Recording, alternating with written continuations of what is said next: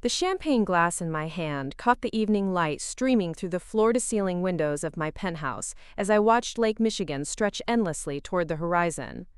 Chicago's skyline glittered below me, each light representing dreams realized and fortunes built. I should have felt triumphant standing there in my custom Armani dress, surrounded by the city's most influential tech leaders celebrating my company's latest acquisition. Mitchell Digital Solutions had just closed a $50 million deal with a Fortune 500 client, and the celebration was in full swing in my Gold Coast penthouse. Yet something felt hollow about the moment, an emptiness I couldn't quite shake despite my professional success. Before we jump back in, tell us where you're tuning in from, and if this story touches you, make sure you're subscribed, because tomorrow, I've saved something extra special for you. The irony wasn't lost on me as I sipped the Dom Pérignon that cost more than most people's monthly salary. 10 years ago, I had been escorted out of the Palmer House Hotel by security guards, my aunt's voice echoing through the marble lobby as she declared me dead to the family. Tonight, that same woman was somewhere in this city, probably reading about my success in Forbes or the Chicago Tribune business section. The niece she'd disowned now featured on magazine covers as one of Chicago's most successful young entrepreneurs. My assistant Nicole approached with her tablet, her heels clicking against the Italian marble floors of my penthouse. Sarah, the photographer from Chicago Business Journal, wants to get a few more shots by the windows, and Robert from Goldman Sachs is asking about your expansion plans for next quarter. I nodded, maintaining the practiced smile I'd perfected over years of building my reputation in a city where my aunt's family name still carried considerable weight in legal and social circles. As I posed for photographs against the backdrop of the city I'd conquered despite being cast out from one of its most prominent families, I couldn't help but remember the scared 22-year-old girl who'd been publicly humiliated at her cousin's wedding reception. That girl had left Chicago with nothing but a business degree and burning determination to prove her worth. The woman standing in this penthouse had built an empire, but the wound from that night had never fully healed, remaining as a constant reminder of how quickly family loyalty could evaporate when reputation was at stake. My thoughts drifted to the events that had led me here as guests mingled around my spacious living room, admiring the contemporary art collection and custom furniture that spoke of wealth earned rather than inherited. The conversation flowing around me touched on market trends, investment opportunities, and the kind of strategic business relationships that I'd learned to cultivate with meticulous care. These people respected my mind, my achievements, and my ability to deliver results in an industry where trust was everything. None of them knew about the family scandal that had nearly destroyed me before my career had even begun. The guest list tonight represented a carefully curated network of allies and potential partners, each relationship built on mutual respect and professional competence, rather than family connections or social standing. David Chen, my attorney and one of my closest friends, caught my eye from across the room where he was discussing merger opportunities with a group of venture capitalists. He'd been with me since the early days when Mitchell Digital Solutions operated out of a shared workspace in River North, and he was one of the few people who knew the full story of why I'd left Chicago originally and what had driven my relentless pursuit of success. The sound of laughter drew my attention to a group near the bar where Nicole was sharing stories about our company's unconventional beginnings. She'd joined me 3 years ago when the company was still small enough that we all knew each other's coffee orders and worked late into the night fueled by determination and takeout Chinese food. Now we occupied 3 floors of a downtown high-rise, employed over 200 people, and commanded respect in an industry dominated by established players with decades of experience and family connections. As the evening progressed, I found myself studying the faces of my guests. Successful professionals who'd built their careers on merit rather than legacy. There was Lisa Park, the financial advisor who'd helped structure my company's growth and navigate complex investment opportunities. Marcus Thompson, the private investigator whose services I'd retained for various business matters over the years, chatted with a group of tech executives about cybersecurity concerns.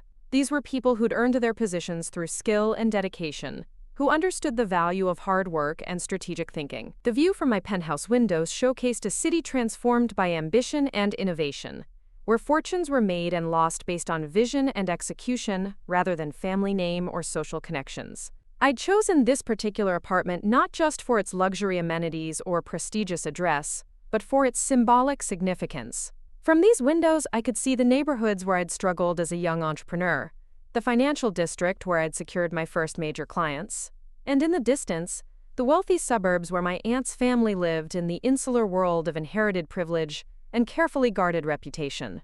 My reflection in the glass showed a woman who'd learned to carry herself with confidence born of achievement rather than entitlement.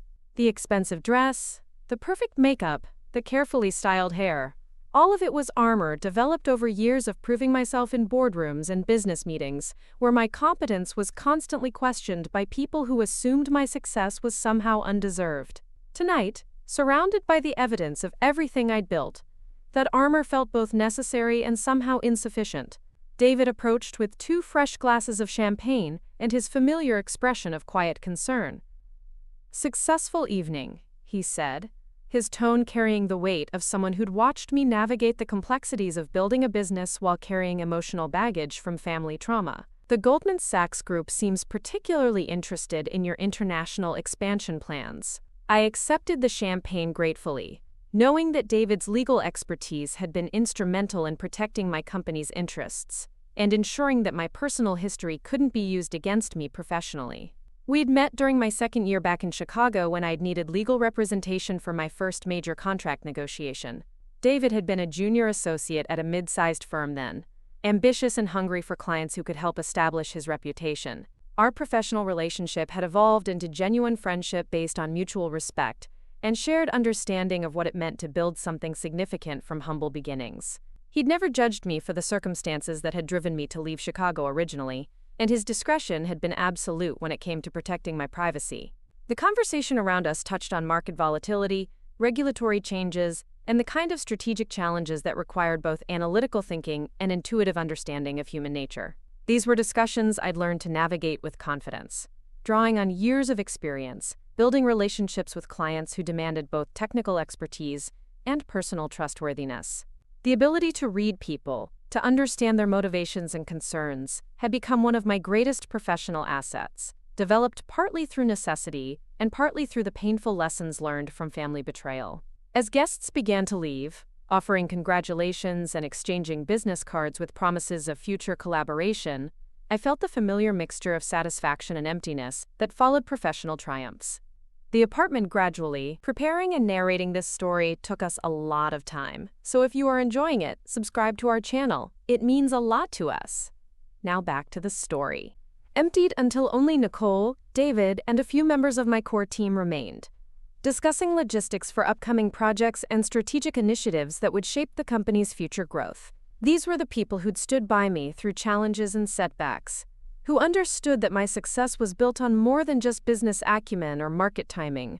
The cleaning service would handle the aftermath of the party, but I walked through the rooms anyway, straightening furniture and collecting forgotten items with the kind of attention to detail that had become second nature in both my personal and professional life. The apartment felt larger and more echo-prone, without the energy of conversation and laughter, the silence emphasizing both my achievements and the isolation that sometimes accompanied them.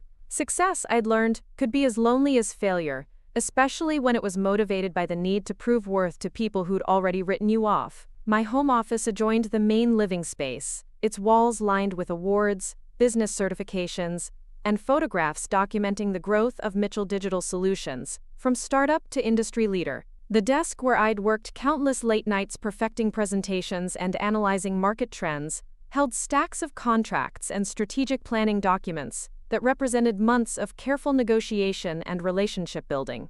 This room had been the command center for everything I'd built, the place where vision became strategy, and strategy became reality. The framed photograph on my desk showed the team celebrating our first major client win, all of us gathered in the cramped conference room of our original office space, with expressions of exhausted triumph. Looking at those faces now, I could remember the uncertainty we'd all felt about whether the company would survive its first year, whether the market would accept our services, whether we could compete with established firms backed by generations of business relationships and social connections. The contrast between that small team and tonight's gathering of industry leaders and potential partners illustrated the journey I'd traveled, but it also highlighted the cost of that success. Building Mitchell Digital Solutions had required not just professional competence, but personal transformation. The development of skills and instincts that allowed me to thrive in environments where my background and family connections couldn't provide any advantage. Every client relationship, every strategic partnership, every business decision had been evaluated not just for its immediate benefits, but for its potential to strengthen my position in a competitive market. The late hour and the effects of champagne were beginning to take their toll, but sleep seemed unlikely given the mental energy still coursing through me from the evening's activities.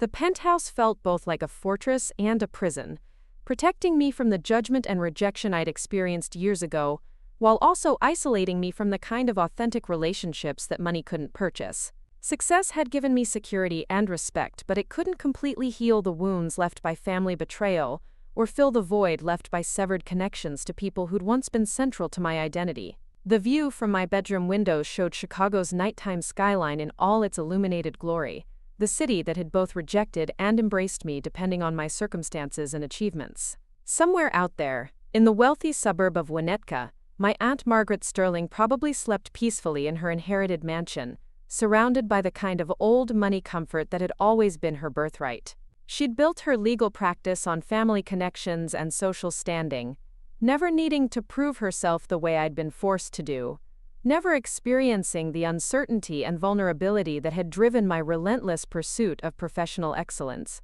The irony of our parallel lives wasn't lost on me as I prepared for bed in surroundings that matched or exceeded anything she could claim. Her wealth was inherited, maintained through careful social positioning and strategic marriages that preserved family status across generations. My wealth was earned, built through innovation and risk-taking in an industry that rewarded results rather than pedigree. Yet despite my success, despite the respect I'd earned and the empire I'd built, part of me still felt like that 22-year-old girl who'd been publicly humiliated and cast out for failing to meet family expectations. The events of that night 10 years ago remained vivid in my memory, despite my attempts to move beyond them. The wedding reception at the Palmer House Hotel had been the kind of elaborate affair that Chicago's elite families used to demonstrate their social standing and business connections. My cousin Jessica's marriage to the son of another prominent legal family had been treated as a merger of dynasties, rather than a celebration of love, complete with strategic seating arrangements and carefully orchestrated networking opportunities. I'd been invited despite the growing tension between my aunt and me over what she considered my inappropriate career choices and social behavior. Fresh out of Northwestern with a business degree and dreams of entrepreneurship, I'd been working as a consultant for small tech companies, helping them develop digital strategies and online presence, in an era when many established businesses still viewed the internet with suspicion. My aunt had made it clear that she expected me to join her law firm or pursue a more traditional career path that would reflect well on the family name. The dress I'd worn that night had been carefully chosen to meet the formal requirements while expressing my personality and independence, a decision that my aunt later cited as evidence of my inability to understand appropriate social behavior. The burgundy silk had been purchased with money I'd earned from my consulting work, and I'd felt confident and optimistic about my future, despite the ongoing family pressure to conform to their expectations and abandon my entrepreneurial ambitions. The cocktail hour had proceeded normally enough, with the usual mix of business discussion, social pleasantries, and family updates that characterized Sterling family gatherings.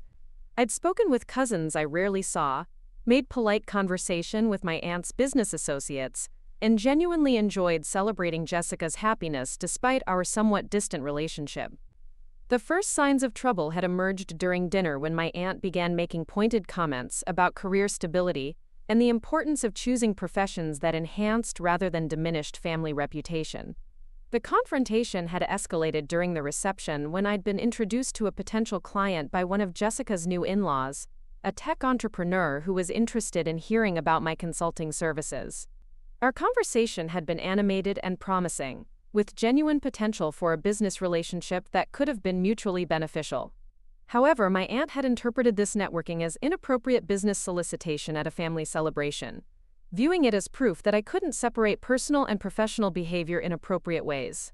The argument that followed had started quietly but escalated, as my aunt's criticism became more personal, and my responses became more defensive. She'd accused me of using family events to advance my career, of choosing a profession that reflected poorly on the sterling name, and of generally failing to understand the responsibilities that came with being part of a prominent family. Her words had been calculated to wound, drawing on intimate knowledge of my insecurities and ambitions to deliver maximum emotional damage. My response had been equally heated, fueled by years of accumulated resentment over her constant criticism and attempts to control my choices. I pointed out that her success had been largely inherited rather than earned, that her law practice succeeded because of family connections rather than legal excellence, and that her definition of appropriate behavior seemed designed to maintain status quo rather than encourage achievement or innovation. The conversation had attracted attention from other guests, turning what should have been a private family disagreement into a public spectacle. The final break had come when my aunt declared that if I couldn't respect family values and appropriate behavior, I was no longer welcome at family gatherings or entitled to consider myself part of the sterling legacy. Her words had been delivered with the kind of cold finality that brooked no argument or reconciliation, witnessed by cousins, family friends, and business associates, who would undoubtedly spread word of the confrontation throughout Chicago's interconnected social and professional circles.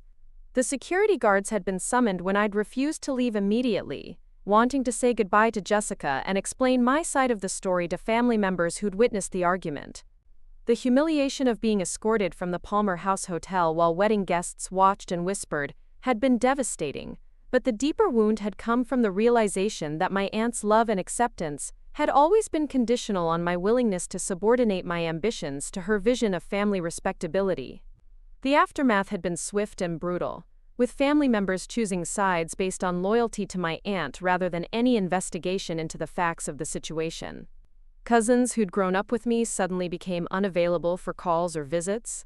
Family friends made it clear that my presence at social events would no longer be welcome, and even family business associates began declining my consulting services rather than risk offending Margaret Sterling. The comprehensive nature of my exclusion had demonstrated both the extent of my aunt's influence and the fragility of relationships I'd assumed were based on genuine affection. The decision to leave Chicago had been both practical and emotional, driven by the realization that rebuilding my career and reputation would be nearly impossible in a city where my aunt's version of events would be accepted without question. The tech industry was still concentrated primarily on the West Coast, offering opportunities for someone with my skills and ambitions to build a career based on merit rather than family connections. California had represented a fresh start, a chance to prove myself in an environment where nobody knew or cared about my family background or social standing. The years in San Francisco had been transformative, allowing me to develop my expertise in digital strategy and build a client base that valued results over pedigree. Working with startups and established companies navigating digital transformation had taught me to identify opportunities and solve problems in ways that traditional business education couldn't provide. The experience had also given me confidence in my ability to succeed independently, without the safety net of family connections or inherited advantages. The decision to return to Chicago 5 years later had been motivated by both business opportunity and personal determination to prove that my success wasn't dependent on geographical location or family acceptance. The Midwest market for digital consulting was developing rapidly, with established companies finally recognizing the need for online strategy and technical expertise. My reputation and client base on the West Coast had provided credibility that opened doors which might otherwise have remained closed due to my family situation. Building Mitchell Digital Solutions in Chicago had been both professionally rewarding and personally challenging, requiring navigation of social and business circles where my aunt's influence remained significant. The strategy had been to build relationships based purely on professional competence and business results, avoiding any situation where family history could become relevant or problematic. This approach had been successful but isolating, creating a life rich in professional achievement but limited in personal connections that felt authentic rather than transactional. The growth of the company had been steady and strategic, built on a foundation of client satisfaction and word-of-mouth referrals, rather than marketing or social networking. Each new client had been approached as an opportunity to demonstrate value and build long-term relationships that could survive economic downturns or competitive pressures. The team I'd assembled shared this commitment to excellence and client service, creating a company culture that attracted top talent and retained employees who could have worked anywhere in the industry. Tonight's celebration represented the culmination of years of careful planning and execution, the transformation of a small consulting practice into a major player in Chicago's tech scene. The acquisition we'd announced would expand our capabilities and geographic reach, positioning Mitchell Digital Solutions for national growth and industry leadership. The financial terms had been favorable, providing both immediate resources and long-term strategic advantages that could sustain competitive positioning for years to come. Yet despite the professional triumph and financial success, the empty apartment and quiet aftermath of the celebration highlighted the personal cost of my single-minded focus on business achievement. The relationships I'd built were largely professional or transactional, based on mutual benefit rather than emotional connection or shared history. The isolation was largely self-imposed, a protective measure developed to avoid the vulnerability that had led to such devastating rejection 10 years ago. As I finally settled into bed surrounded by luxury that my aunt could never dismiss or diminish, I wondered whether the success I'd achieved was worth the emotional price I'd paid to attain it. The penthouse, the company, the respect of my peers, all of it was real and substantial, proof that I'd built something meaningful despite being cut off from family support and social connections. But success felt incomplete without people who'd known me before I became successful, who cared about me for reasons beyond what I could provide professionally or financially. The thought that my aunt might be aware of my success, might even feel some regret about the way she'd handled our confrontation, seemed both satisfying and painful. Part of me wanted her to understand that she'd been wrong about my potential and my character, that the career she'd dismissed as inappropriate had led to achievements that exceeded anything she'd accomplished through inherited advantages and family connections. But another part of me recognized that any vindication would be hollow if it came only after I'd proven myself according to her narrow definition of success and respectability. The morning would bring new challenges and opportunities, client meetings and strategic decisions that would shape the future direction of Mitchell Digital Solutions. The business required constant attention and careful management to maintain its competitive position and growth trajectory. But tonight, alone in my penthouse overlooking the city that had both rejected and embraced me, I allowed myself to feel both pride in what I'd accomplished and sadness for what had been lost in the process of achieving it. The knock at my penthouse door came at 11:37 on a Tuesday morning, sharp and deliberate in a way that cut through the ambient sounds of my home office where I'd been reviewing quarterly projections. Nicole had left for lunch, and I wasn't expecting any deliveries or appointments, which made the interruption particularly jarring. The sound echoed through the marble foyer with an authority that suggested whoever stood on the other side was accustomed to having doors opened for them without delay. I padded across the Italian marble in my stocking feet, still dressed in the casual silk blouse and tailored pants I'd chosen for a morning of working from home. The security systems display showed a woman in an expensive coat standing with perfect posture, her silver hair styled in the kind of elegant chignon that required weekly appointments at Chicago's most exclusive salons. Even through the distortion of the camera lens, even after 10 years of separation and silence, I recognized Margaret Sterling immediately. My aunt stood at my door as if the past decade of estrangement had been nothing more than a brief misunderstanding, her presence radiating the same confident authority that had once made me feel small and uncertain about my place in the world. She carried herself with the bearing of someone accustomed to deference and immediate attention, someone who expected doors to open and conversations to flow according to her preferences and timeline. The sight of her triggered a cascade of emotions I'd thought I'd processed and overcome through years of therapy and professional success. The decision to open the door felt automatic, despite the churning in my stomach and the way my hands had begun to tremble slightly. 10 years of wondering what this moment might feel like. 10 years of imagining scenarios where she might seek me out, and now here she was in my hallway looking as composed and formidable as ever. I disengaged the security system and turned the deadbolt, pulling the heavy door open to face the woman who'd shaped so much of my adult life through her absence as much as her earlier presence. Margaret's eyes swept over me with the kind of assessment she'd always performed, cataloging details about my appearance, my surroundings, and my circumstances with the systematic thoroughness of someone trained to gather information and form judgments quickly.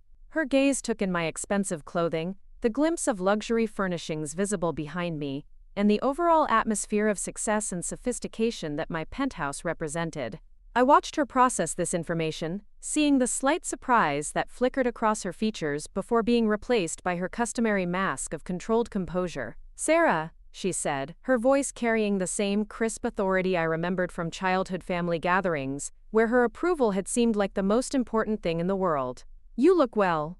Successful." The words carried layers of meaning that I was still learning to decode. Acknowledgement of my achievements, wrapped in the kind of careful phrasing that revealed nothing about her motivations for being here, or her feelings about the years of silence between us. "Aunt Margaret," I replied, my voice steadier than I'd expected despite the emotional earthquake happening inside my chest. "This is unexpected."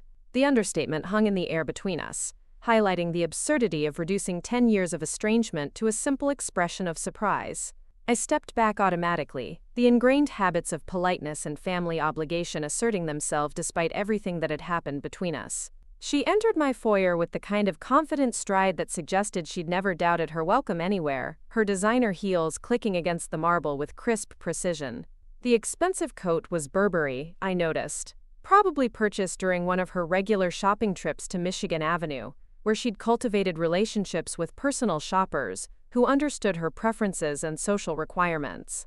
Everything about her appearance spoke of maintained wealth and careful attention to the kind of details that signaled status and respectability to others in her social circle.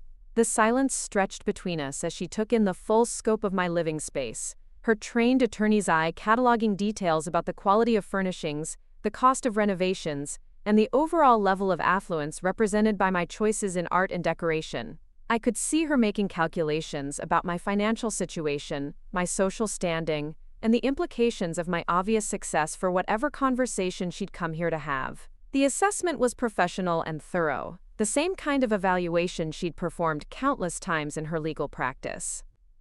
"Impressive," she said finally, her tone carefully neutral in a way that suggested she was weighing her words with unusual care. "I've been following your company's progress in the business journals. Mitchell Digital Solutions has built quite a reputation in the industry."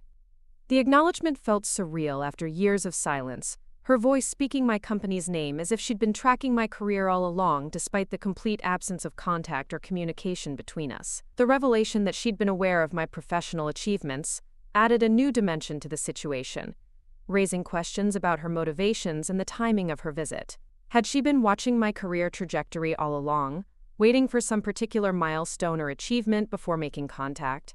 The possibility that my success had somehow earned her attention or approval felt both validating and deeply troubling, suggesting that her love and acceptance had always been conditional on external measures of worth and accomplishment. "Would you like some coffee?" I asked, falling back on the social rituals that had been drilled into me during countless family gatherings where proper hospitality was considered a reflection of character and upbringing. The offer felt automatic despite the emotional complexity of the situation, a way of buying time while I processed her unexpected presence and tried to understand what she wanted from me after so many years of silence. We moved into the main living area, where floor-to-ceiling windows provided panoramic views of Lake Michigan and the city skyline that stretched toward the horizon. Margaret settled into one of my custom Italian leather chairs with the kind of practiced grace that spoke of decades spent in similar settings, her posture perfectly erect, and her hands folded in her lap with characteristic precision. She belonged in spaces like this, I realized, environments where wealth and taste were displayed through careful curation and expensive materials. The coffee ritual provided a few minutes of normalcy while I used my espresso machine and tried to collect my thoughts about this unprecedented situation. The familiar routine of grinding beans and steaming milk gave me something to focus on, besides the emotional turbulence of having my aunt in my home after so many years of complete estrangement. I could feel her watching me move through the kitchen area, probably noting the professional-grade appliances and the kind of attention to detail that characterized every aspect of my living space. "Your parents would have been proud," she said quietly as I returned with coffee in cups that had cost more than most people spent on dinnerware. The mention of my parents, both deceased for over 15 years now, hit me with unexpected force. They'd died in a car accident during my junior year of college, leaving me emotionally and financially dependent on the Sterling family for support and guidance through the final years of my education and early career development. The comment felt calculated to evoke emotional response and perhaps lower my defenses, reminding me of the family connections that had once been central to my identity and sense of belonging. My parents had adored Margaret, viewing her legal success and social standing as evidence of what the family could achieve through hard work and strategic positioning. They'd hoped I would follow a similar path, perhaps joining her law firm, or pursuing a career that would enhance, rather than challenge, the family's reputation and social standing. They always believed you had potential, Margaret continued, her voice taking on the kind of reflective tone that suggested she was navigating carefully through emotional territory that could easily become volatile. Perhaps I was too focused on protecting the family reputation to see it clearly at the time. The admission felt significant, the closest thing to an acknowledgement of error that I'd ever heard from her, though it stopped short of a full apology or acceptance of responsibility for the way our relationship had ended. The reference to protecting family reputation brought back memories of countless conversations where she'd expressed concern about my career choices and their potential impact on the sterling name in Chicago's legal and social circles. Her law firm had been built on relationships and reputation accumulated over decades, and she'd viewed my entrepreneurial ambitions as risky behavior that could reflect poorly on the family's carefully cultivated image of respectability and conservative business judgment. The tech industry was different then, I said carefully, testing the waters of this conversation while trying to understand where she was leading and what she ultimately wanted from this reunion. It wasn't considered as legitimate or stable as traditional professions. I understand why you had concerns about my career path. The concession felt strange to make after years of resentment about her lack of support and understanding, but it also represented a kind of emotional maturity I'd developed through therapy and professional success.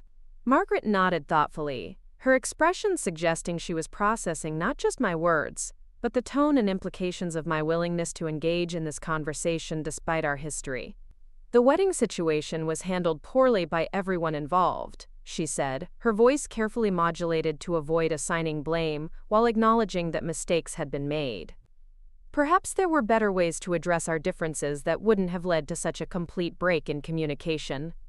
The euphemistic reference to the wedding situation highlighted her continued discomfort with directly addressing the confrontation that had led to my banishment from the family. Even now, she seemed unable to fully acknowledge the harshness of her actions or take complete responsibility for the way she'd handled our disagreement. The careful phrasing suggested she was still protecting herself emotionally while testing my willingness to move beyond past grievances and re-establish some form of relationship. I've wondered over the years how you were doing, she continued, her admission carrying a note of vulnerability that I rarely remembered hearing in her voice during my childhood and young adult years. Robert has mentioned seeing your name in business publications, and Jessica has expressed interest in reconnecting now that you've both established your careers and personal lives. The mention of my uncle and cousin added new complexity to the situation, suggesting that my estrangement from the family might not have been as complete or unanimous as I'd believed. The revelation that other family members had been aware of my success and potentially interested in re-establishing contact raised questions about what had prevented such outreach until now. Had Margaret actively discouraged other family members from contacting me, or had they simply assumed I wouldn't be receptive to communication given the circumstances of my departure? The possibility that I'd been cut off from people who might have wanted to maintain relationships felt like a fresh wound, adding another layer to the grievances I'd carried for 10 years. Why now? I asked directly, deciding that the conversation needed to move beyond careful pleasantries and diplomatic acknowledgments toward the real purpose of her visit. After 10 years of complete silence, what brings you to my door today?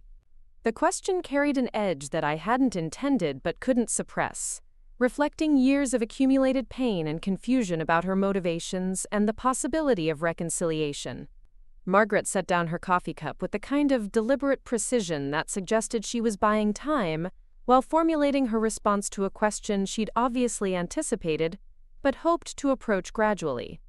Her expression shifted slightly, revealing the first hint of genuine uncertainty I'd seen since her arrival, as if she was acknowledging internally that this conversation had reached a point where careful diplomacy might not be sufficient to achieve her objectives.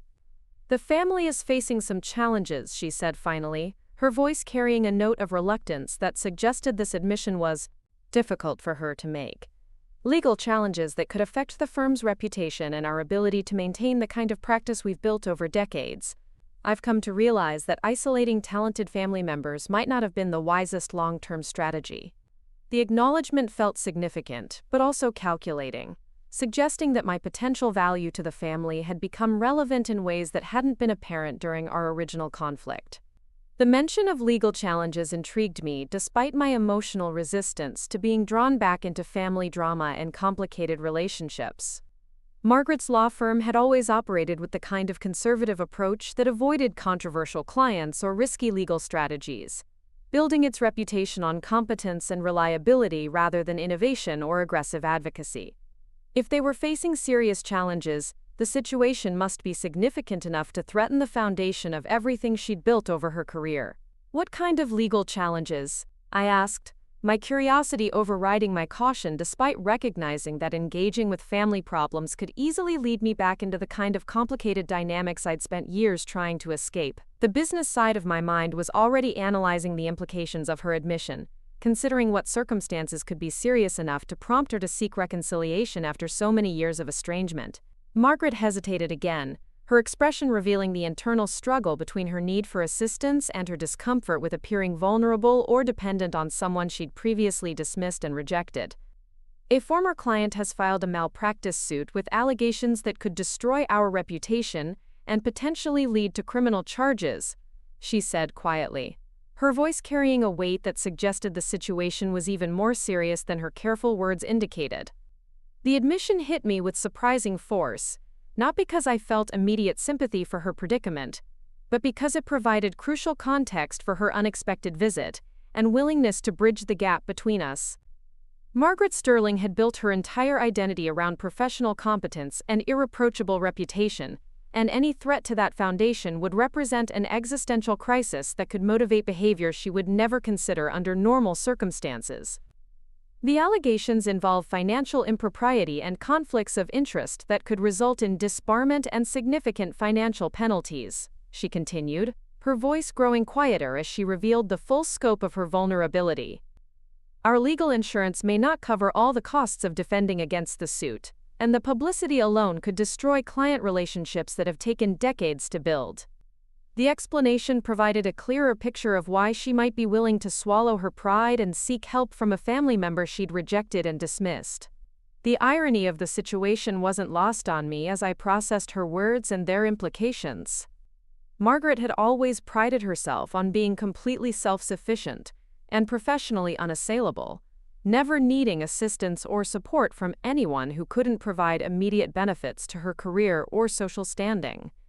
The idea that she now found herself in a position where she needed help, particularly from someone she'd cast out of the family, represented a complete reversal of the power dynamics that had defined our relationship for decades. What does this have to do with me?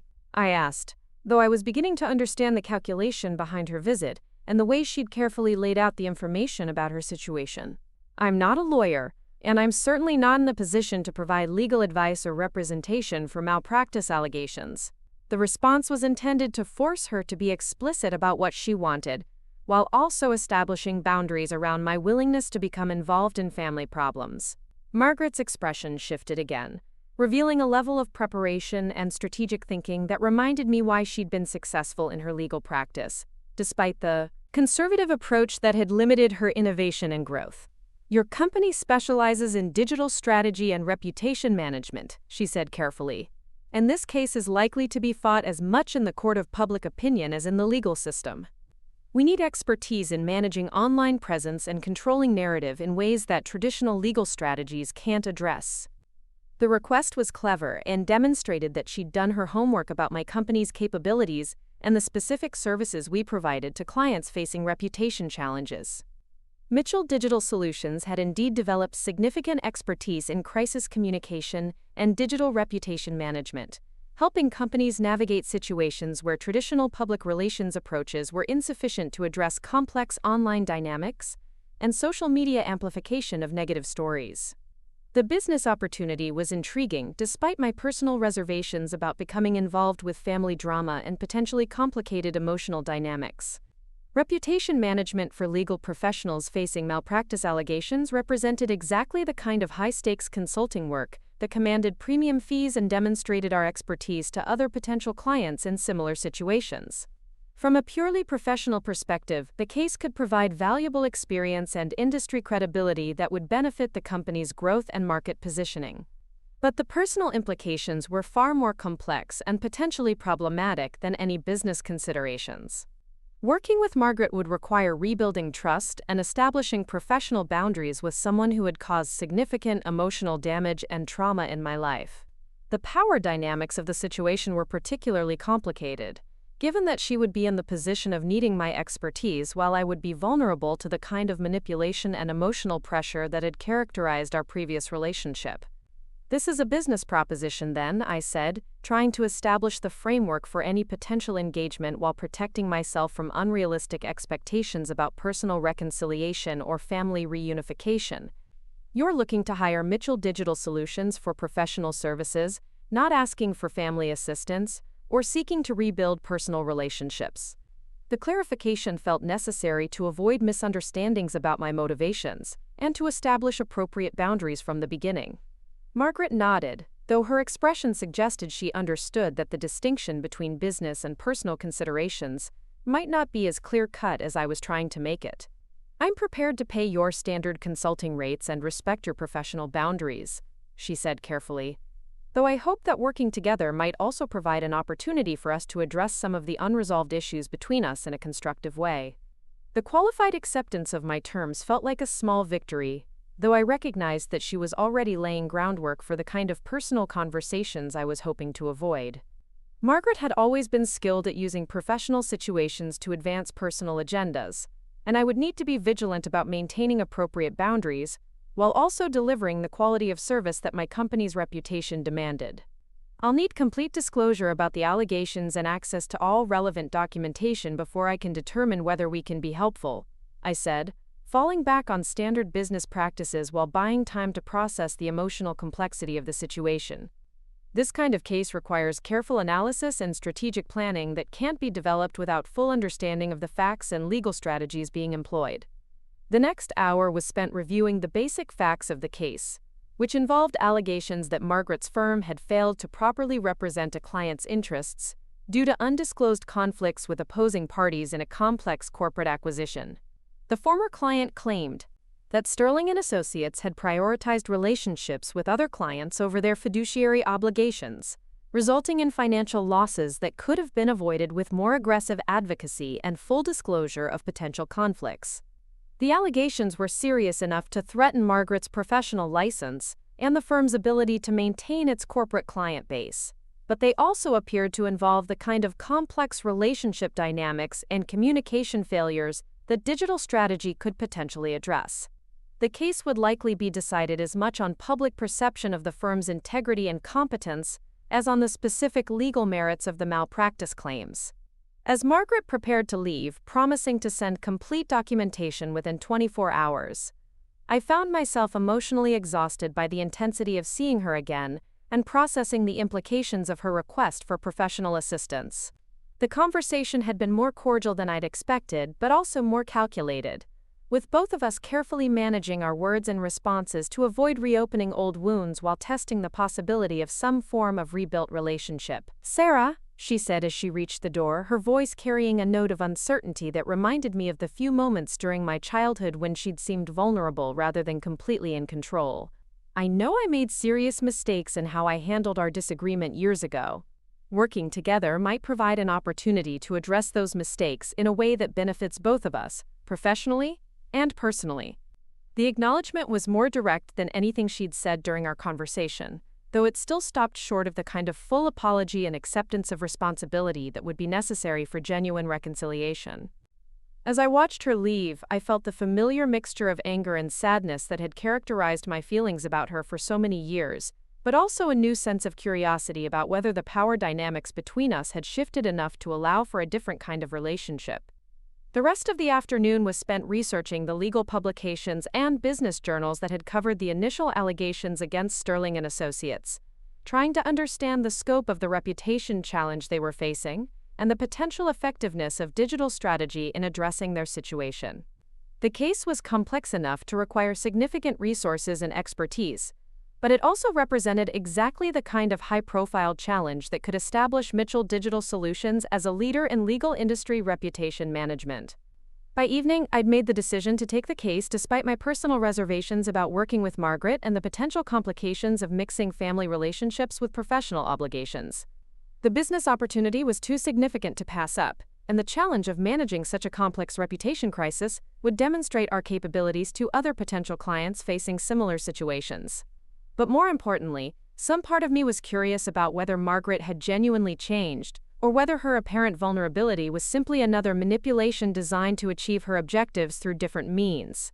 The documentation arrived the next morning as promised, delivered by courier in a sealed envelope that contained hundreds of pages of legal filings, correspondence, and internal communications that revealed the full scope of the allegations and their potential impact on the firm's future.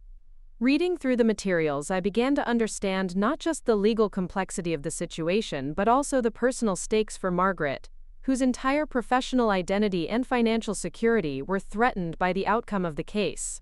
The former client's allegations painted a picture of a law firm that had become so focused on maintaining profitable relationships with major corporate clients that it had lost sight of its fiduciary obligations to individual clients with conflicting interests.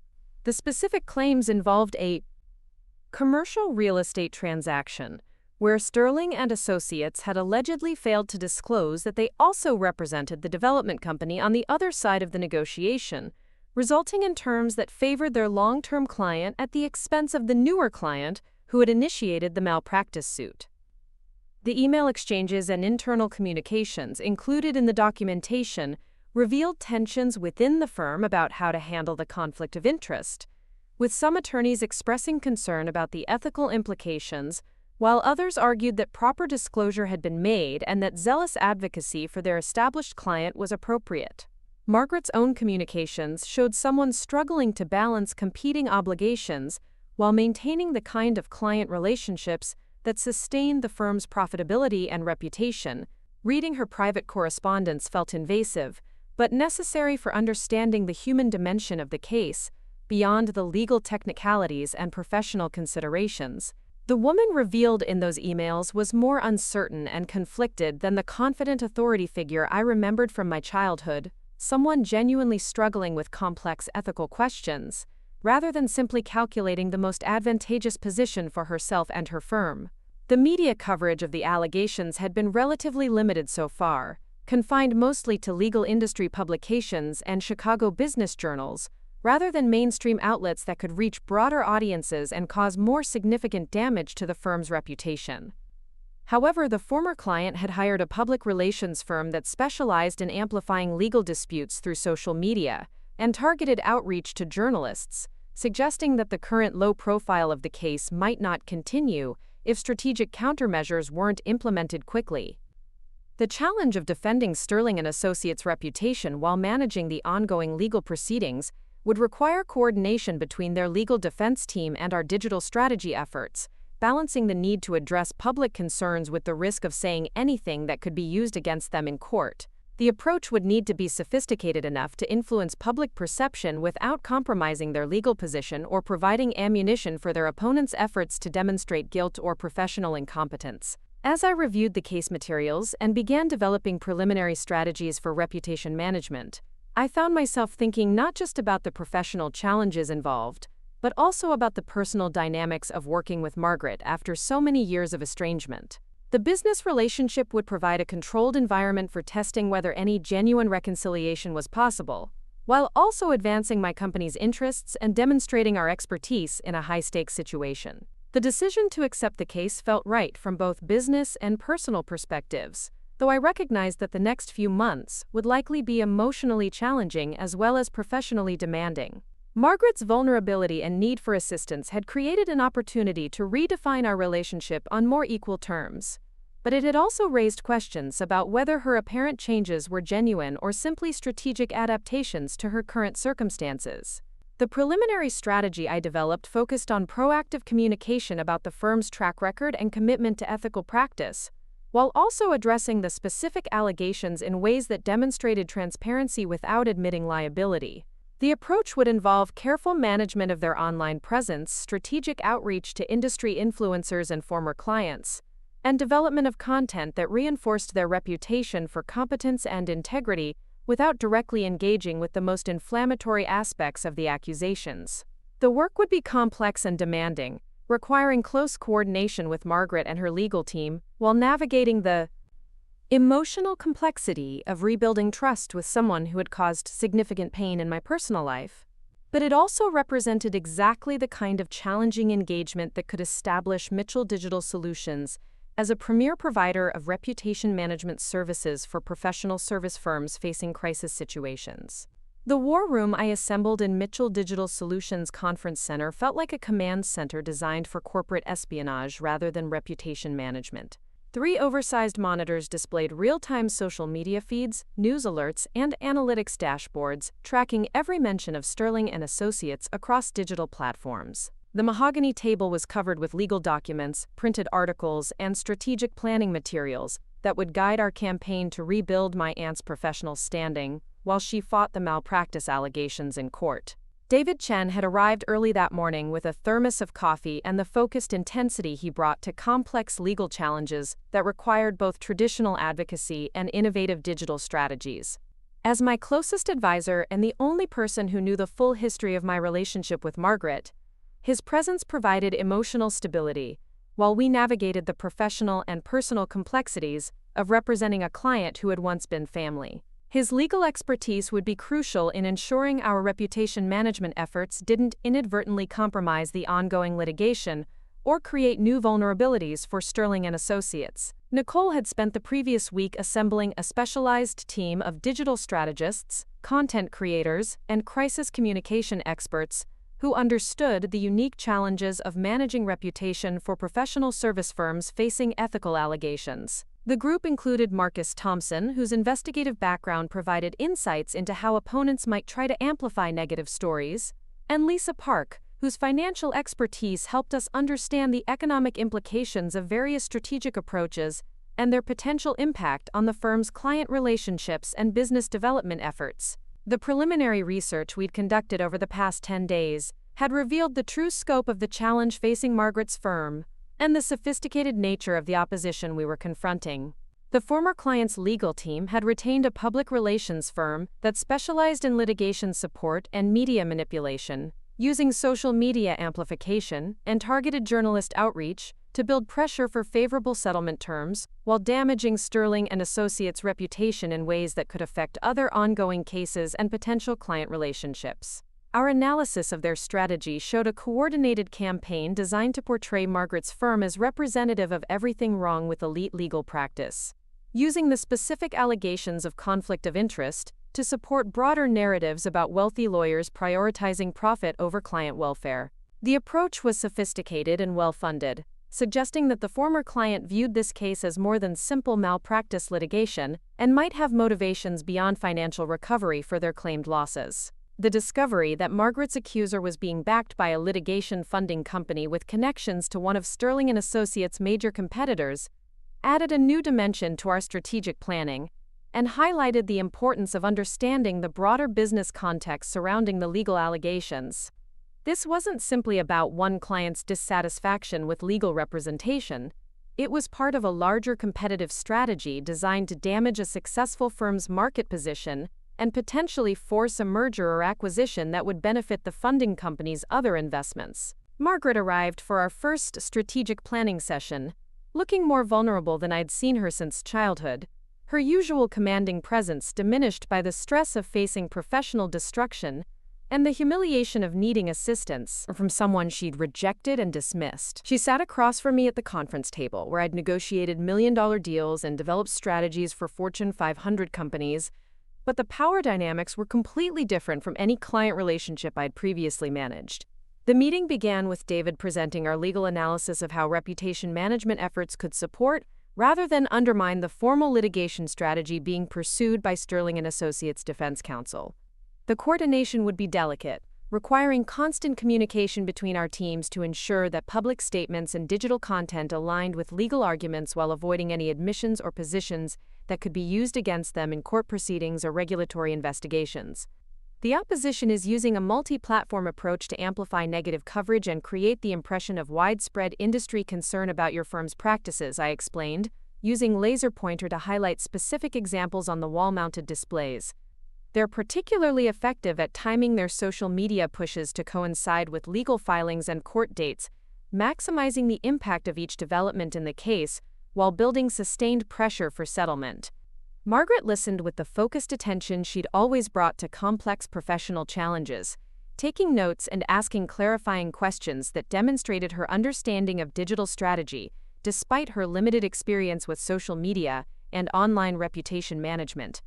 Her questions revealed someone struggling to adapt traditional legal thinking to an environment where perception often mattered more than facts, and where narrative control could influence outcomes as much as evidence or legal precedent. What they've done effectively is frame this as a story about elite legal privilege and systemic problems in professional self-regulation, Nicole added, pulling up examples of how similar allegations against other firms had been used to support broader criticisms of the legal profession. The specific facts of your case become less important than the symbolic value of holding a prominent firm accountable for alleged ethical violations. The challenge was evident in every data point we presented. Traditional crisis communication approaches that focused on defending specific actions or providing alternative explanations for controversial decisions weren't sufficient when facing opponents who understood how to use social media amplification and targeted journalism to build momentum for their preferred narrative. Our strategy would need to be equally sophisticated and coordinated, using multiple channels and messaging approaches to rebuild confidence in Sterling & Associates' integrity and competence. We need to shift the conversation from defensive explanations of past actions to proactive demonstration of current values and future commitments, I said, outlining the core strategic approach we'd developed. Rather than simply denying wrongdoing, we'll showcase your firm's track record of client success and community involvement, while addressing legitimate concerns about transparency and conflict management. The plan involved creating new content that highlighted Sterling & Associates' positive impact on clients and community, developing relationships with industry influencers who could provide credible third-party validation, and implementing enhanced transparency measures that would demonstrate genuine commitment to ethical practice rather than mere compliance with minimum professional standards. The approach required Margaret to embrace a level of public visibility and personal disclosure that made her visibly uncomfortable, but was necessary for rebuilding trust and credibility. I've never been comfortable with self-promotion or social media engagement, Margaret admitted, her voice carrying the strain of someone being forced to adapt to unfamiliar territory under difficult circumstances. The legal profession has traditionally valued discretion and behind-the-scenes influence rather than public advocacy and personal branding. Her reluctance was understandable but potentially problematic, since effective reputation management in the digital age required authentic engagement and willingness to participate in public conversations about professional values and industry practices. The next phase of our planning session focused on developing specific content strategies and messaging frameworks that would feel authentic to Margaret while also appealing to the audiences we needed to influence. The approach included professional blog posts about legal industry best practices, speaking engagements at bar association events, and strategic participation in industry discussions about ethics and client service that would demonstrate thought leadership and genuine expertise rather than defensive positioning. Marcus presented his analysis of the opposition's funding sources and strategic motivations, revealing connections between the litigation funding company and other efforts to destabilize prominent Chicago law firms through coordinated legal challenges and negative publicity campaigns. This appears to be part of a broader market consolidation strategy, he explained, showing network diagrams that illustrated relationships between various players in the legal services industry. Your firm is being targeted not just because of the specific allegations, but because of your market position and client relationships. The revelation that Sterling & Associates was being systematically targeted as part of a larger competitive strategy, rather than simply facing an isolated malpractice claim, provided important context for our defensive efforts and highlighted the stakes involved for Margaret's professional survival. The opposition had resources and motivation that extended far beyond the original client's alleged damages, suggesting that they would continue their campaign until they achieved their broader strategic objectives or faced equally sophisticated resistance. We need to expose this broader pattern while being careful not to appear paranoid or deflect attention from legitimate concerns about your firm's practices, Lisa noted. Reviewing financial analysis that showed similar attacks on other successful firms in competitive markets. The goal is to provide context that helps people understand the motivations behind the allegations without dismissing the importance of addressing any genuine ethical concerns. The strategic approach we developed over the following hours required Margaret to embrace vulnerability and transparency in ways that challenged everything she'd been taught about professional discretion and reputation management. Traditional legal marketing focused on highlighting expertise and success while maintaining careful distance from controversial topics or personal disclosure that might create liability or professional criticism. Our approach demanded authentic engagement with difficult questions and willingness to acknowledge imperfection, while demonstrating genuine commitment to improvement. As the meeting progressed, I found myself studying Margaret's reactions to our recommendations and trying to understand whether her apparent openness to new approaches represented genuine change or strategic adaptation to desperate circumstances. The woman sitting across from me seemed more willing to listen and collaborate than the authoritarian figure I remembered from my youth, but I remained cautious about interpreting her behavior too optimistically given our history and the high stakes of her current situation.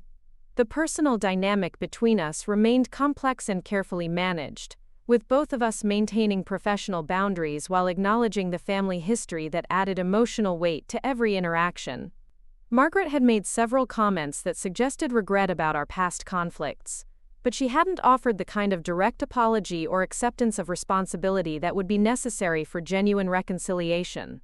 Our working relationship felt functional but fragile, dependent on mutual benefit rather than rebuilt trust or affection. The timeline for implementation will be aggressive, David warned as we reviewed the detailed project plan that would guide our efforts over the next 6 months.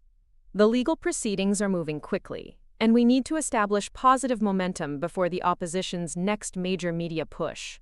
The coordination between reputation management and legal strategy would require constant communication and flexibility as circumstances changed and new information became available. The resource requirements for the campaign were substantial, reflecting both the complexity of the challenge and the sophistication of the opposition we were facing. Margaret's willingness to approve the budget without significant negotiation suggested either genuine desperation or complete confidence in our expertise, though I suspected it was probably a combination of both factors. The financial commitment represented a significant portion of Sterling & Associates' available resources, highlighting the existential nature of the threat they were confronting. Over the following weeks, the implementation of our strategic plan revealed both the effectiveness of our approach and the ongoing challenges of managing a reputation crisis while navigating personal relationships complicated by family history and professional obligations. Margaret proved more adaptable to digital communication strategies than I'd expected, though she required constant coaching and support to develop the authentic voice and transparent communication style that effective online engagement demanded. The content creation process became a form of therapy for both of us, requiring Margaret to articulate her values and professional philosophy in ways that revealed vulnerability and humanity, while also demonstrating expertise and commitment to client service. The blog posts and interview responses we developed together forced her to confront difficult questions about past decisions and future intentions, creating opportunities for the kind of honest communication that had been absent from our relationship for decades. Writing about my motivations for entering legal practice has made me reflect on how far I may have drifted from those original ideals, Margaret admitted during one of our content development sessions. The pressure to maintain profitability and compete for high-value clients sometimes obscures the fundamental purpose of serving clients' legitimate interests, rather than simply maximizing firm revenue. The acknowledgement represented significant personal growth and suggested that the crisis might be catalyzing genuine self-reflection rather than simply strategic positioning. The positive response to our early content initiatives provided encouragement that our strategic approach was resonating with target audiences and beginning to shift public perception about Sterling & Associates' character and competence. Industry publications began featuring Margaret's thought leadership pieces about legal ethics and client service, while social media engagement metrics showed growing support from colleagues and former clients, who appreciated her willingness to address difficult questions transparently and constructively. The opposition's response to our campaign was swift and sophisticated, involving coordinated efforts to discredit our messaging and amplify alternative narratives that painted Margaret's new transparency as calculated public relations, rather than genuine reflection and improvement. Their strategy included anonymous social media attacks, negative comments on industry forums, and strategic leaks of information designed to undermine confidence in our clients' sincerity and commitment to ethical practice. They're trying to frame your transparency efforts as evidence of guilt rather than genuine commitment to improvement, Marcus reported during one of our weekly strategy sessions. The message is that innocent parties don't need elaborate public relations campaigns to defend their reputation. The opposition's ability to weaponize our own strategic efforts highlighted the complexity of reputation management in an environment where any action could be interpreted negatively depending on the audience and context. The escalation of attacks on our campaign required constant adaptation and refinement of our messaging strategies, balancing the need to respond to false allegations with the risk of appearing defensive or providing additional ammunition for our opponents' narrative construction efforts. The challenge was particularly acute when dealing with social media platforms, where algorithmic amplification could turn minor controversies into major reputation crises within hours of their initial appearance online. The legal proceedings themselves were proceeding in parallel with our reputation management efforts, creating additional complexity as court filings and depositions provided new information that could either support or undermine our strategic messaging. The coordination between Margaret's litigation counsel and our team required careful management to ensure that public statements remained consistent with legal arguments, while avoiding any admissions or positions that could be used against Sterling and Associates in court or regulatory proceedings. The deposition transcripts actually support several of our key messaging points about the firm's commitment to client service and ethical practice, David noted after reviewing the latest legal filings. Margaret's testimony demonstrates genuine concern about potential conflicts and efforts to address them appropriately, even if the measures taken weren't sufficient to prevent the current allegations. The legal record was providing valuable material for our reputation management efforts, while also revealing the complexity of the underlying ethical questions involved in the case. The personal toll of managing the crisis while rebuilding a relationship with Margaret was becoming apparent to both of us as the weeks progressed. The intensity of working together on high-stakes professional challenges was forcing us to develop new patterns of communication and collaboration that were gradually replacing the adversarial dynamics that had characterized our previous interactions. The process felt like rebuilding trust while simultaneously testing whether genuine reconciliation was possible given our history and different perspectives on family obligation and professional responsibility. "I'm beginning to understand why you were so frustrated with my expectations about your career choices," Margaret said during one of our late-night strategy sessions when exhaustion had lowered both our defensive barriers. "The entrepreneurial success you've achieved required exactly the kind of risk-taking and innovative thinking that I dismissed as irresponsible when you were younger." The admission felt significant, representing the closest thing to a direct apology I'd received for the way she'd handled our original conflict. The acknowledgement of her past mistakes and recognition of my professional achievements created space for more honest conversations about family dynamics and the personal cost of our extended estrangement. Margaret's willingness to examine her own behavior and acknowledge error suggested that the crisis might be catalyzing genuine personal growth, rather than simply strategic adaptation to difficult circumstances. The woman I was working with seemed more self-aware and emotionally accessible than the authoritarian figure I remembered from my youth. Our strategic planning sessions were becoming opportunities for deeper conversations about values, priorities, and the relationship between professional success and personal fulfillment. Margaret's reflection on her career trajectory and the choices that had led to her current crisis revealed someone struggling with questions about legacy and meaning that extended far beyond the immediate legal and reputational challenges facing her firm. Building a successful law practice required so much focus on competition and client acquisition that I may have lost sight of the collaborative and supportive relationships that make professional success meaningful, she reflected during one of our content development meetings. "The isolation that comes with constant strategic thinking and competitive positioning has costs that aren't always apparent until circumstances force you to seek help and support from others." The insights seem to apply equally to both our professional situations and our personal relationship, highlighting how success achieved through individual effort and competitive advantage could create barriers to the kind of authentic connection and mutual support that gave achievement its deeper significance. The process of working together was teaching both of us about the limitations of purely strategic approaches to professional and personal relationships.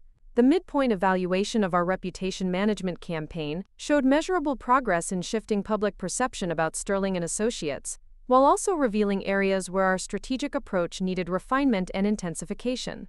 Industry sentiment analysis indicated growing support for Margaret's thought leadership initiatives and appreciation for her willingness to address ethical questions transparently, though significant skepticism remained about whether her apparent transformation represented genuine change or strategic positioning. The legal proceedings were also showing positive development, with Sterling and Associates defense counsel reporting that the opposition seemed less confident about their ability to prove the most serious allegations and more interested in exploring settlement discussions that would provide financial recovery for their client without requiring admission of professional misconduct. The coordination between our reputation management efforts and the legal strategy appeared to be creating pressure for resolution that avoided the reputational destruction that had seemed inevitable just months earlier.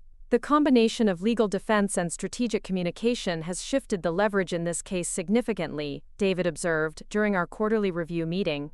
The opposition's ability to use media pressure to force unfavorable settlement terms has been neutralized by our success in building industry support and demonstrating genuine commitment to ethical improvement. The strategic integration of reputation management and legal advocacy was proving more effective than either approach would have been independently. The personal dimension of our collaboration was also evolving in ways that suggested the possibility of genuine relationship repair, despite the professional context that had brought us back together. Margaret's willingness to examine her past behavior and acknowledge mistakes had created space for me to process years of accumulated resentment, while also recognizing the complexity of the family dynamics that had contributed to our original conflict. The realization that our estrangement had deprived both of us of meaningful relationship and mutual support was becoming increasingly apparent as we worked together on challenging professional problems that required both strategic thinking and emotional resilience. The combination of Margaret's legal expertise and strategic experience with my digital marketing capabilities and business development skills was proving more powerful than either of us could achieve independently, suggesting that family collaboration might have benefits that extended far beyond the current crisis. As the strategic pivot phase of our campaign reached its conclusion, the foundation was in place for the decisive actions that would determine both the outcome of the legal proceedings and the long-term future of our rebuilt relationship. The months of careful planning and coordinated effort had positioned Sterling and Associates for potential legal victory, while also demonstrating the possibility of authentic family reconciliation based on mutual respect and professional collaboration rather than obligation or guilt. The emergency alert came through my phone at 6:45 on a Thursday morning, the sharp ping cutting through the prudery quiet of my penthouse bedroom like a blade. Marcus Thompson's message was brief but urgent enough to send my heart racing before I was fully awake. Opposition leaked sealed deposition transcripts to Tribune. Story goes live in 3 hours. Need immediate response strategy. The leaked documents represented our worst-case scenario, carefully edited excerpts from Margaret's sworn testimony that could be weaponized to support the opposition's narrative about Sterling and Associates' alleged misconduct and ethical violations. I was dressed and in the elevator within 20 minutes, my mind already racing through potential response strategies while the city awakened below me. The leaked transcripts had been strategically selected and edited to remove context that would support Margaret's position while highlighting statements that could be interpreted as admissions of guilt or professional incompetence.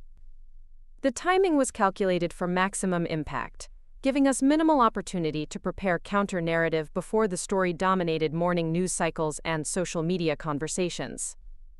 The Crisis Command Center at Mitchell Digital Solutions buzzed with controlled urgency as my team assembled earlier than planned, everyone understanding that this moment would define the success or failure of our entire campaign. Nicole had already pulled overnight social media monitoring data that showed early signs of the story gaining traction among legal industry influencers and journalists who specialized in professional misconduct coverage. David Chen arrived carrying legal briefs and looking like someone who had spent the night reviewing options for emergency court intervention to limit the damage from unauthorized disclosure of confidential legal proceedings. Margaret entered our offices looking more composed than I'd expected given the circumstances, though I could see the strain around her eyes and the tightness in her shoulders that revealed the emotional toll of having her private legal testimony manipulated and broadcast for public consumption.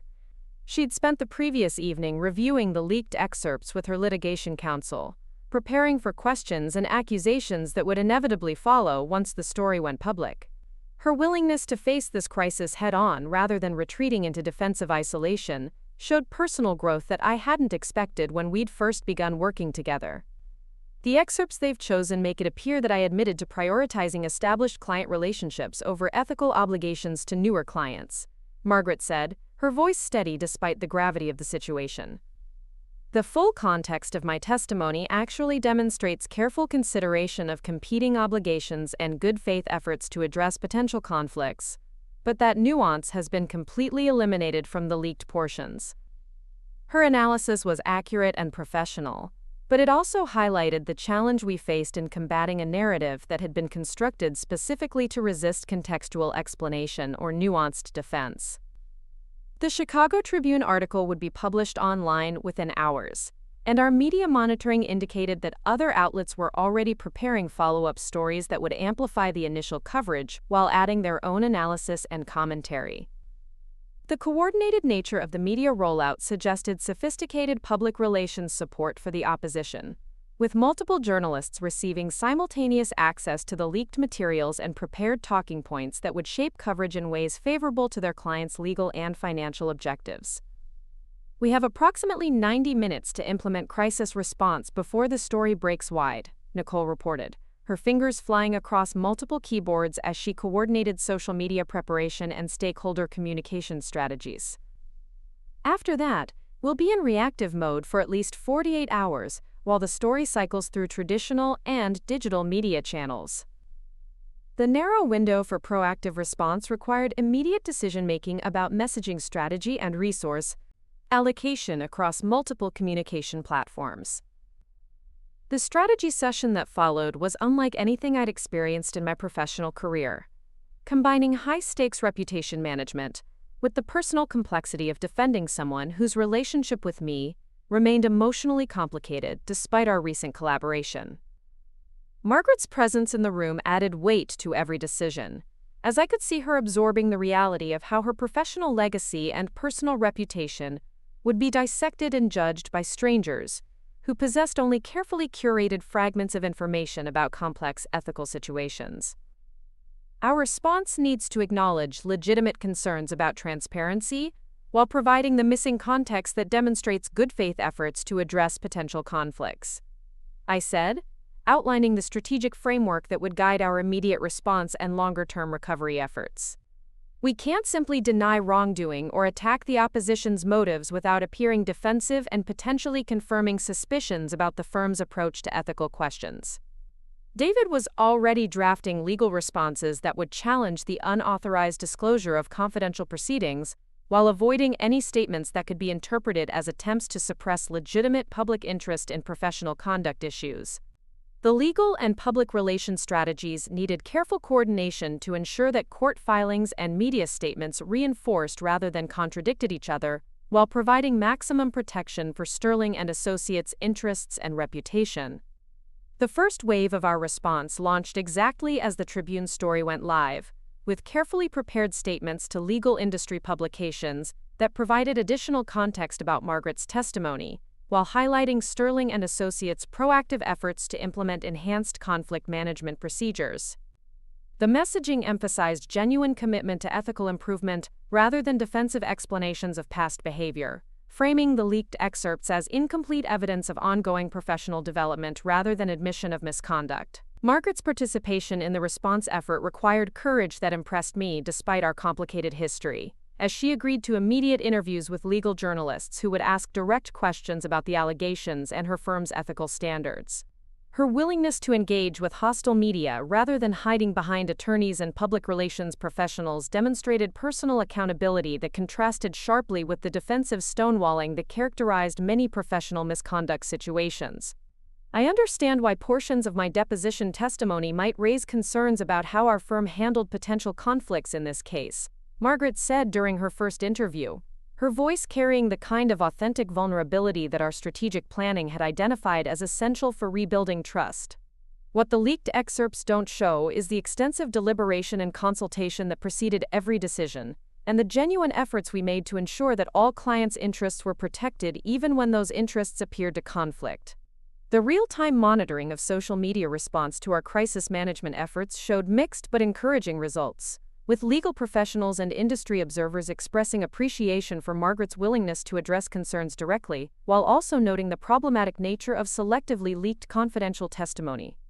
The conversation was more nuanced than we'd feared, suggesting that our previous months of thought leadership and transparency initiatives had created some reservoir of goodwill that was protecting Sterling and Associates from immediate judgment based solely on the leaked excerpts. The opposition's response to our crisis management strategy was swift and predictable, with their public relations team pushing additional negative stories that attempted to frame Margaret's acknowledgement of legitimate concerns as evidence of guilt rather than professional accountability. Their social media campaigns used the leaked testimony excerpts as supporting evidence for broader narratives about elite legal privilege and systemic problems in professional self-regulation, connecting Sterling and Associates' situation to larger cultural conversations about accountability and transparency. They're trying to turn this into a referendum on the entire legal profession rather than a specific case about contract interpretation and conflict management, Marcus observed, as he tracked the opposition's messaging strategy across multiple platforms. The goal is to make Margaret a symbol of everything people dislike about wealthy lawyers, rather than focusing on the actual facts of the underlying dispute. The escalation to symbolic rather than substantive arguments created both opportunities and risks for our defensive strategy. The afternoon brought a surprise development that shifted the entire dynamic of the crisis, when an anonymous source provided our team with internal communications from the litigation funding company that revealed their broader strategy for attacking successful Chicago law firms. The emails demonstrated coordination between multiple cases and shared resources for media manipulation that extended far beyond the specific allegations against Sterling and Associates, supporting our earlier analysis about systematic targeting rather than isolated client dissatisfaction. This is evidence of a coordinated campaign to destabilize your firm as part of a larger market consolidation strategy, David announced as he reviewed the leaked documents that Marcus had authenticated through his investigative contacts. The litigation funding company has been planning similar attacks on at least 3 other prominent firms, using the same public relations tactics and media manipulation strategies they've employed against Sterling and Associates. The revelation provided crucial context that could shift public perception about the motivations behind the original allegations. The decision to release information about the coordinated attack strategy was complex and risky, as it required balancing the potential benefits of exposing the opposition's tactics against the danger of appearing to deflect attention from legitimate ethical concerns about our client's professional conduct. Margaret's input was crucial in making this decision, as she needed to weigh the strategic advantages against potential legal risks and the possibility that the opposition would escalate their attacks in response to public exposure of their broader campaign. "I think we need to provide this context to journalists and industry observers," Margaret decided after careful consultation with her litigation counsel and our strategic team. "People deserve to understand the broader motivations behind these allegations while still taking seriously any legitimate concerns about our firm's ethical standards and client service." Her willingness to authorize disclosure demonstrated confidence in our strategic approach and genuine commitment to transparency rather than defensive positioning. The exclusive story about the coordinated attack campaign broke in the Wall Street Journal that evening, providing detailed documentation of the litigation funding company's strategy for systematic destruction of successful regional law firms through manufactured controversies and amplified media coverage. The article included expert analysis about litigation funding ethics and the potential for abuse when financial incentives encouraged aggressive tactics that extended beyond legitimate legal advocacy to reputation destruction and market manipulation. The impact of the coordinated attack revelations was immediate and dramatic, shifting industry conversation from Margaret's alleged misconduct to broader questions about litigation funding ethics and the weaponization of professional misconduct allegations for competitive advantage. Legal publications began investigating similar patterns in other markets, while bar associations announced reviews of regulations governing litigation funding companies and their involvement in professional reputation attacks. The story has completely reframed the conversation, Nicole reported as she monitored real-time social media sentiment and news coverage across multiple platforms. Industry influencers are expressing outrage about the systematic targeting of successful firms, and there's growing sympathy for Sterling and Associates as victims of financial manipulation rather than perpetrators of ethical violations. The narrative shift was more dramatic than we'd hoped for, though it also created new responsibilities for managing success rather than crisis. Margaret's response to the vindication was more subdued than I'd expected, reflecting what seemed to be genuine humility about the role of external factors in her professional survival, rather than simple relief about avoiding career destruction. The exposure of this coordinated campaign doesn't excuse any legitimate mistakes our firm may have made in handling client conflicts, she said during a strategy session that evening. We still need to demonstrate genuine commitment to ethical improvement rather than simply claiming victim status. The legal proceedings themselves were rapidly evolving in response to the public revelation of the litigation funding conspiracy, with Sterling and Associates defense counsel filing motions for sanctions against the opposition for unauthorized disclosure of confidential testimony and potential fraud in their representation of the underlying client grievances. The coordinated attack evidence provided grounds for arguing that the original allegations had been manufactured or amplified beyond their legitimate scope to serve the funding company's broader strategic objectives. The settlement discussions that emerged over the following days reflected the dramatically shifted leverage in the case, with the opposition now facing potential liability for their aggressive tactics and coordinated media manipulation. Margaret's willingness to pursue accountability for the attacks, rather than simply accepting favorable settlement terms, demonstrated genuine principle that impressed both her legal team and our strategic advisors. The approach also positioned Sterling and Associates as champions of professional integrity, rather than simply beneficiaries of legal technicalities. I want to ensure that what happened to our firm doesn't happen to other practitioners who may not have the resources to defend themselves against systematic attacks, Margaret explained when discussing the firm's litigation strategy.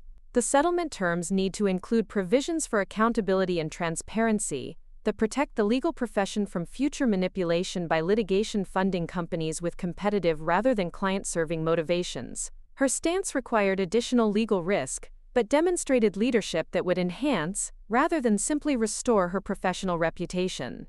The coordination between Margaret's litigation strategy and our reputation management efforts reached new levels of sophistication as we worked to position Sterling and Associates as thought leaders in professional ethics and transparency, rather than simply survivors of unfair attacks. The approach included development of industry best practices for conflict management, transparency initiatives that exceeded regulatory requirements, and thought leadership content that addressed systematic challenges facing the legal profession in an era of increased competition and external financial pressures. The personal dimension of our collaboration continued evolving throughout the crisis response period, with the intensity of working together under extreme pressure, creating opportunities for authentic communication that had been absent from our relationship for decades. Margaret's vulnerability during the worst moments of the reputation attack had allowed me to see past the authoritarian facade that had defined my childhood memories, revealing someone capable of genuine self-reflection and emotional growth under difficult circumstances. Working with you during this crisis has shown me how much I lost when I chose pride and control over family relationship, Margaret admitted during one of our late-night strategy sessions when exhaustion had lowered both our emotional defenses.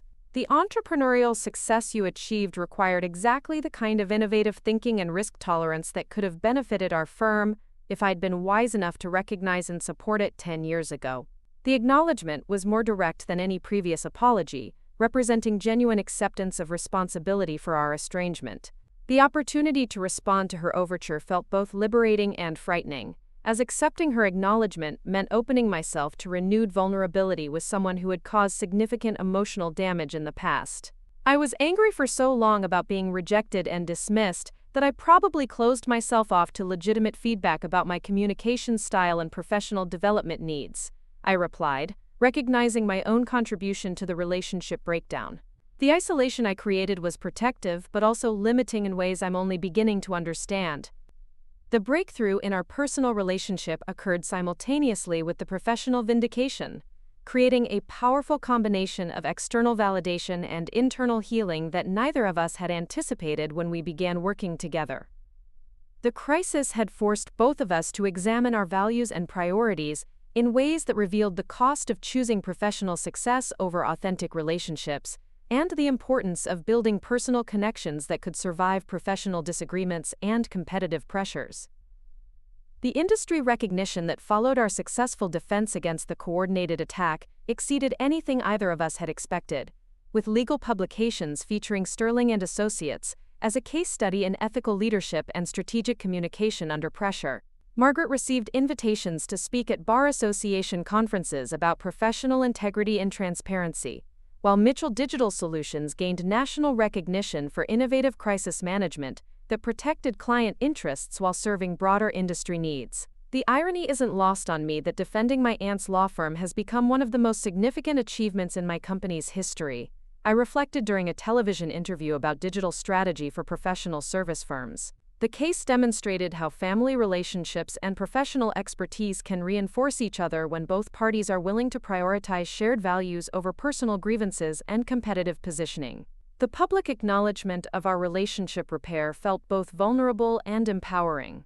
The conclusion of the legal proceedings came sooner than expected, with the opposition agreeing to dismiss all allegations in exchange for nominal financial settlement that included no admission of wrongdoing by Sterling and Associates. The litigation funding company faced regulatory investigation and potential sanctions for their coordinated attack campaign, while the original client received compensation that addressed their legitimate concerns without requiring Margaret's firm to accept responsibility for alleged ethical violations. Margaret's response to the legal victory was characteristically thoughtful and forward-looking, focusing on lessons learned and improvements implemented rather than simply celebrating the favorable outcome. This experience has taught me that professional excellence requires not just technical competence but also transparent communication and genuine accountability when clients have concerns about our performance, she said during the press conference announcing the settlement. Sterling and Associates will continue implementing enhanced transparency and conflict management procedures because ethical practice is an ongoing commitment rather than a one-time achievement. The transformation in both our professional standing and personal relationship felt miraculous considering the circumstances that had brought us back together and the challenges we'd faced during the crisis response period. Margaret had evolved from an authoritarian figure demanding family compliance to a collaborative partner who valued my expertise and respected my judgment about strategic decisions that affected both her firm and our rebuilt relationship. As the immediate crisis concluded, and we began planning long-term strategic initiatives that would sustain Sterling and Associates' enhanced reputation and market position, I found myself optimistic about possibilities for continued collaboration and family connection that had seemed impossible just months earlier. The woman sitting across from me in strategy meetings was someone I genuinely respected and enjoyed working with, rather than simply someone I was obligated to assist due to family ties or professional contracts. The success of our collaboration had created opportunities for both personal healing and professional advancement that neither of us could have achieved independently, demonstrating the power of combining different expertise areas and perspectives in service of shared objectives. Margaret's legal experience and strategic thinking complemented my digital marketing capabilities and business development skills in ways that created value beyond what either of us had accomplished through individual effort and competitive positioning. The planning for future collaboration included both immediate projects related to Sterling and Associates' continued reputation management and longer-term exploration of ways our firms might work together on client service and business development initiatives. The possibility of combining legal expertise with digital strategy consulting appealed to both of us as a way of creating competitive advantages, while also maintaining the family connection that had been restored through our crisis response partnership. The champagne reception celebrating Sterling and Associates' complete vindication felt surreal as I watched Margaret move through the crowded ballroom of the Chicago Athletic Association, graciously accepting congratulations from colleagues who had distanced themselves during the darkest days of the malpractice allegations. The transformation in her professional standing was remarkable, but the personal changes I observed were even more profound. She listened more than she spoke, asked genuine questions about others' experiences, and displayed the kind of authentic humility that comes from surviving a crisis that strips away pretense and forces honest self-examination. 6 months had passed since the litigation funding conspiracy was exposed, and the coordinated attack against her firm collapsed in spectacular fashion. The regulatory investigation had resulted in criminal charges against 3 executives at the funding company, while the Bar Association implemented new disclosure requirements for litigation funding arrangements that would protect other firms from similar attacks. Margaret had testified before a congressional subcommittee about financial manipulation in legal markets, positioning herself as a thought leader in professional ethics rather than simply a victim of unfair targeting. The professional recognition that followed our successful defense exceeded anything either of us had anticipated, with Sterling and Associates experiencing a surge in new client inquiries from companies impressed by the firm's principled response to adversity and demonstrated commitment to transparency. Margaret had been elected to the board of the Illinois State Bar Association, where she was leading initiatives to strengthen ethical guidelines and improve conflict management procedures across the profession. The crisis that had threatened to destroy her career had instead elevated her to new levels of influence and respect. Mitchell Digital Solutions had similarly benefited from the high-profile case, with legal industry publications featuring our innovative crisis management approach as a model for protecting professional reputation while serving broader industry interests. The combination of traditional public relations expertise with sophisticated digital strategy had attracted national attention, leading to consulting contracts with law firms in major markets across the country. Nicole had been promoted to partner to help manage our expanded client base and growing team of specialists.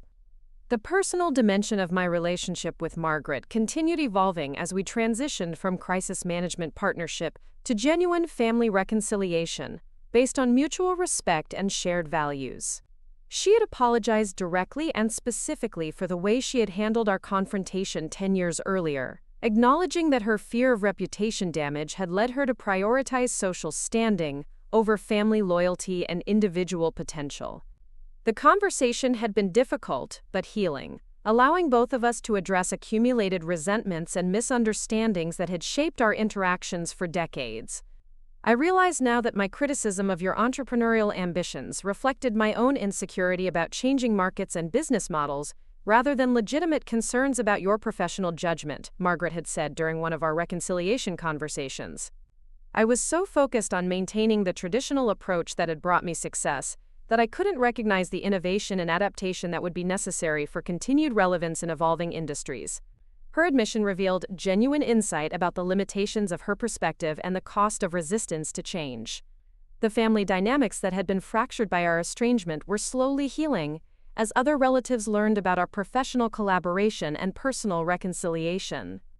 My cousin Jessica reached out to re-establish contact, expressing regret about choosing sides during the original conflict and interest in rebuilding our relationship despite the years of separation. Uncle Robert had invited me to family holiday gatherings for the first time since the wedding confrontation, signaling broader acceptance of my restored position within the Sterling family structure. The reconstruction of family relationships felt both precious and fragile, requiring careful navigation of old wounds and changed circumstances while building new foundations based on adult understanding rather than childhood dynamics and inherited obligations. Margaret and I had established regular dinner meetings that combined business discussion with personal conversation, creating space for the kind of authentic communication that had been absent from our previous interactions. These conversations revealed shared values and complementary perspectives that suggested potential for meaningful long-term relationship beyond simple professional collaboration. The success of our partnership had created opportunities for expanded collaboration that extended beyond crisis management to strategic business development and family legacy planning. Margaret had proposed creating a formal relationship between Sterling and Associates and Mitchell Digital Solutions, that would provide legal expertise for my technology clients while offering digital strategy services to her corporate accounts. The arrangement would leverage our respective expertise areas while also strengthening family bonds through ongoing professional interaction. The proposal felt appealing from both business and personal perspectives, though it also raised questions about maintaining appropriate boundaries between family relationships and professional obligations. The crisis we had navigated together had demonstrated our ability to work effectively under pressure while managing complex emotional dynamics, but long-term collaboration would require different skills and careful attention to potential conflicts between family loyalty and business judgment. I believe we can create something more valuable together than either of us could achieve independently, Margaret had suggested during one of our strategic planning discussions. Your digital expertise and my legal experience represent complementary capabilities that could serve clients in ways that neither traditional law firms nor typical consulting companies can provide. The vision was compelling, though implementation would require careful structure and clear communication protocols. The legal framework for our expanded collaboration was developed through extended negotiations that addressed governance, profit sharing, and decision-making authority, while protecting both firms' independence and client confidentiality requirements.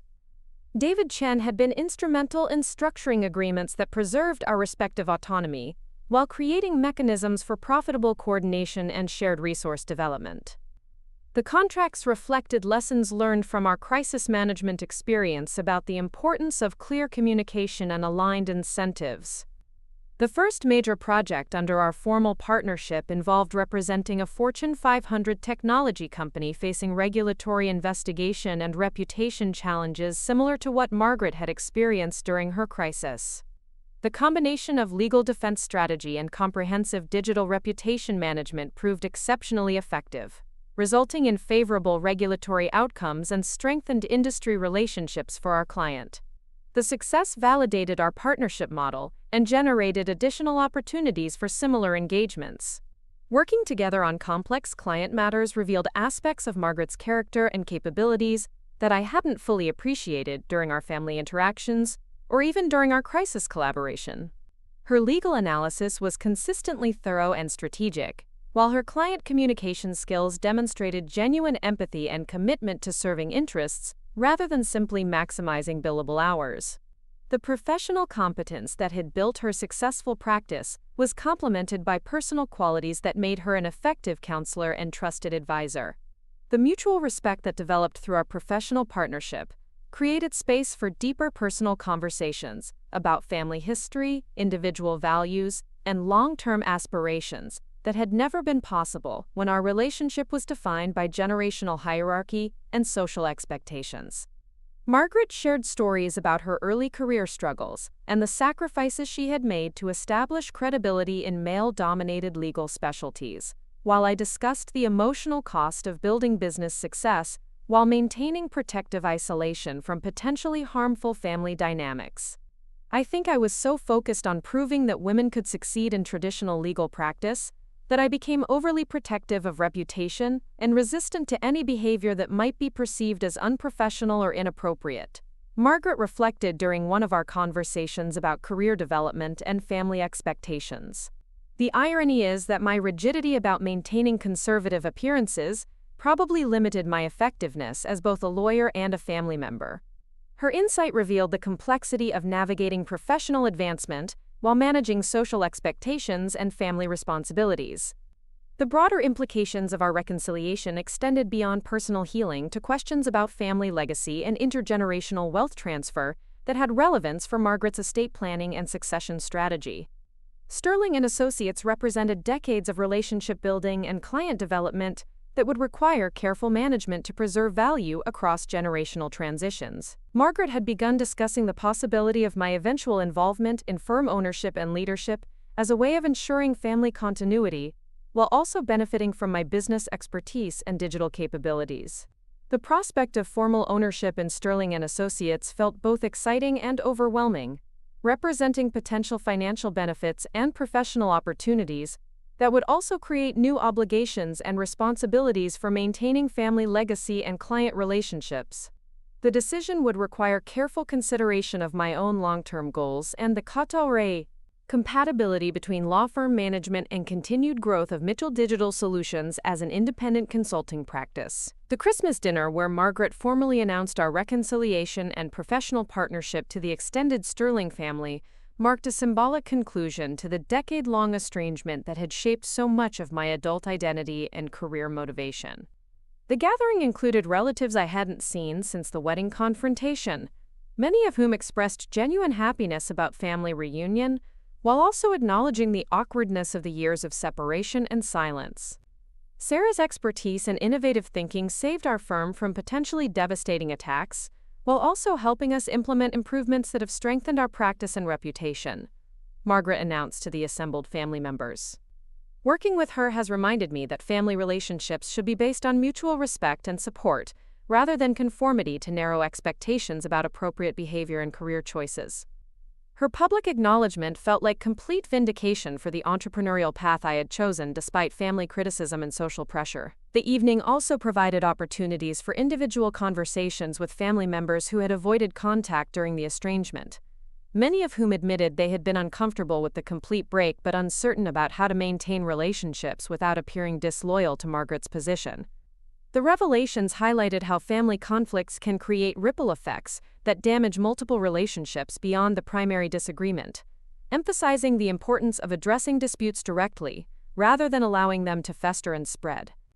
Jessica's apology for her role in perpetuating the family division was particularly meaningful, as she acknowledged that her loyalty to her mother had led her to avoid independent judgment about the fairness of my treatment and the reasonableness of Margaret's expectations.